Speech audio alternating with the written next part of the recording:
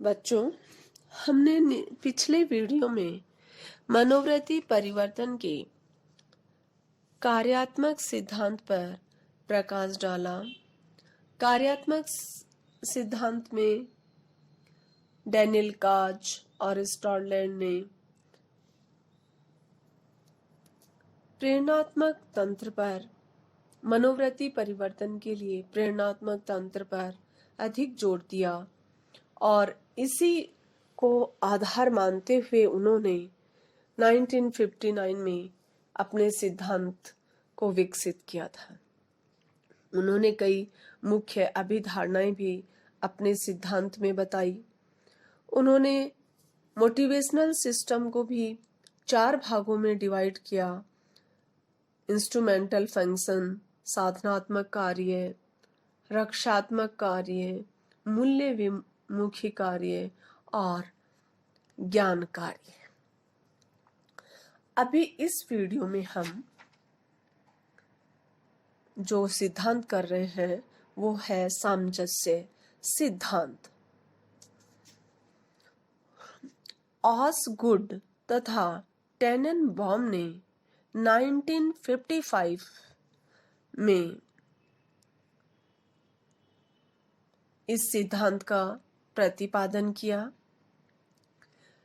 यह मनोवृत्ति सिद्धांत वास्तव में 1910 से 1940 के पीरियड में मनोवृत्ति तथा निर्णय पर किए गए अनुसंधानों पर आधारित है।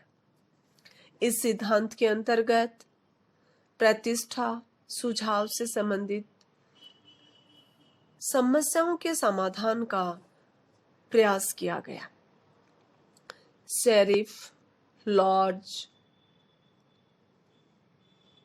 1936, शेरिफ ने 1935, एस, ब्लॉक, हर्चमैन ने 1938 तथा लेविन 1941 ने इन मनोवैज्ञानिकों ने महत्वपूर्ण अध्ययन किए।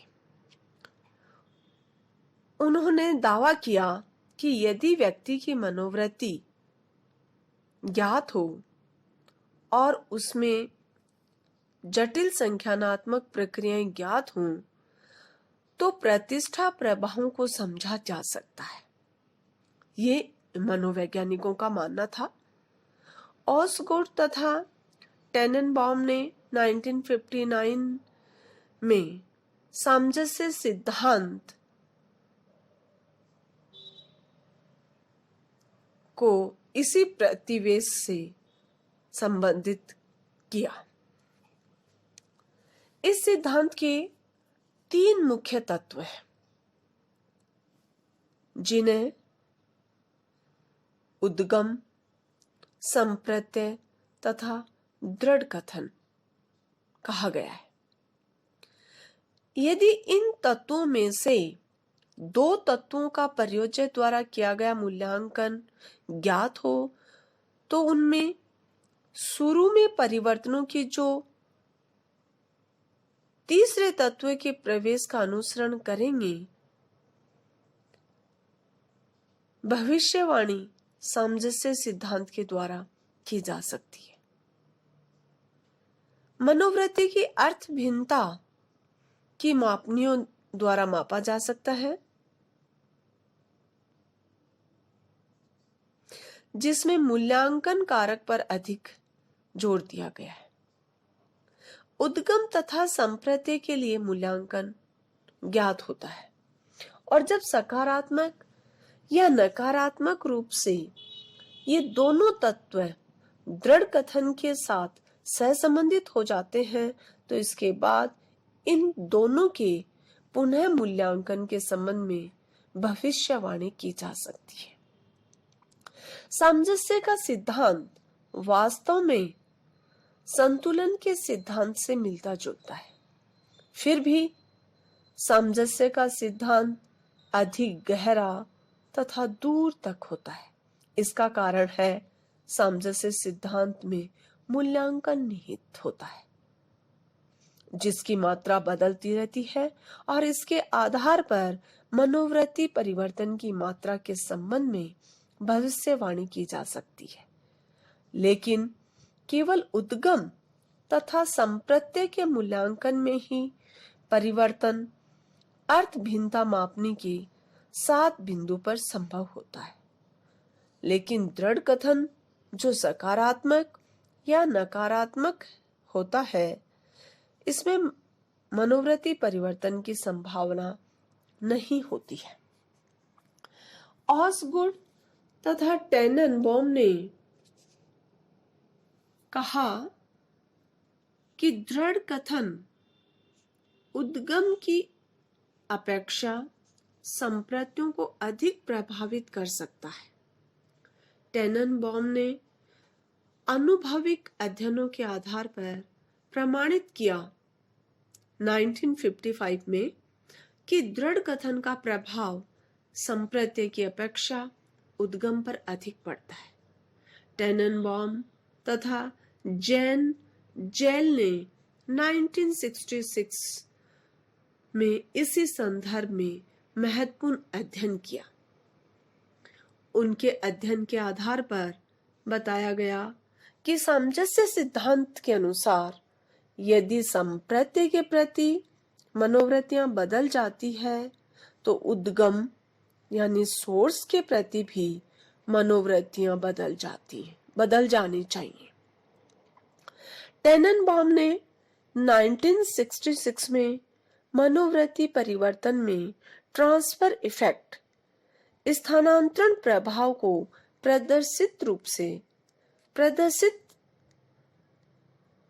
स्पष्ट रूप से किया। उसके बाद आता है इस सिद्धांत के गुण। कि सिद्धांत में कौन कौन से गुण है मनोवृत्ति परिवर्तन के लिए, कहां तक ये लाभदायक है। फर्स्ट पॉइंट आता है कि ये सिद्धांत संतुलन सिद्धांत पर आधारित होते हुए भी सामंजस्य सिद्धांत मनोवृत्ति परिवर्तन की व्याख्या नए तरीके से करता है। इस सिद्धांत का ये कहना सच है कि अतिरिक्त सूचनाएं एडिशनल इंफॉर्मेशंस उपलब्ध होने से कंसेप्ट यानी संप्रत्यय या द्वितीय तत्वों में परिवर्तन होता है, जिससे इसके सोर्स या प्रथम तत्व में भी परिवर्तन संभावित हो जाते हैं। क्योंकि 3 तत्वों का हमने यहाँ पे चर्चा की है, उद्गम यानी सोर्स, दूसरा संप्रत्यय कंसेप्ट और तीसरा दृढ़ कथन। तो यहाँ हम प्रथम तत्व में परिवर्तन होना संभव हो जाता है और यह संतुलन सिद्धांत पर आधारित है, ऐसा इस सिद्धांत में गुण माना गया है। दूसरा गुण यह माना गया है कि यह सिद्धांत इस बात की व्याख्या करने में सफल है कि मनोवृत्ति के तत्वों अर्थात उद्गम तत्वों तथा संप्रत्यय तत्वों में असंगति होने पर तनाव क्यों और कैसे उत्पन्न होता है और किस प्रकार वर्तमान मनोवृत्ति में परिवर्तन लाकर तनाव को दूर किया जाता है। तीसरा पॉइंट आता है सामंजस्य सिद्धांत का प्रयोगात्मक आधार काफी सबल है। इस सिद्धांत की मान्यताओं का समर्थन इस संदर्भ में किए गए अनेक प्रयोगात्मक अध्ययनों से प्राप्त परिणामों के आलोक में होता है। उसके बाद आता है इस सिद्धांत के दोष। इस सिद्धांत में 3 महत्वपूर्ण गुण होने के बावजूद भी इस सिद्धांत में कुछ दोष पाए गए हैं। फर्स्ट है, इस सिद्धांत का एक दोष यह है कि यह इस बात की संतोषजनक व्याख्या करने में सफल नहीं है कि व्यक्तिगत कारकों का प्रभाव मनोवृत्ति परिवर्तन पर संज्ञानात्मक असंगति के रूप में क्यों और कैसे पड़ता है। पावेल 1962 के अध्ययनों से पता चलता है कि रूढ़िवादी व्यक्ति में उदार व्यक्ति की अपेक्षा संप्रत्य के लिए मनोवृत्ति परिवर्तन अधिक होता है। इस सिद्धांत के आधार पर ऐसा संभव नहीं है। दूसरा दोष यह बताया गया है कि इस सिद्धांत की आलोचना करते हुए लिंजे तथा एरॉनसन ने 1968 में कहा कि यह सिद्धांत संतुलन सिद्धांत की अपेक्षा सामंजस्य सिद्धांत में परिमाणन अधिक पाई जाती है। ये विशुद्ध संख्यात्मक पूर्वकथन या भविष्यवाणी करने में सक्षम नहीं है। इस प्रकार हम पाते हैं कि अन्य सिद्धांतों की तरह सामंजस्य सिद्धांत केवल आंशिक रूप में ही सफल तथा संतोषजनक है। फिर भी इतना अवश्य सही है कि संतुलन सिद्धांत पर सामंजस्य सिद्धांत को वस्तुनिष्ठ तथा परिमाणन के दृष्टिकोण से श्रेष्ठता प्राप्त है।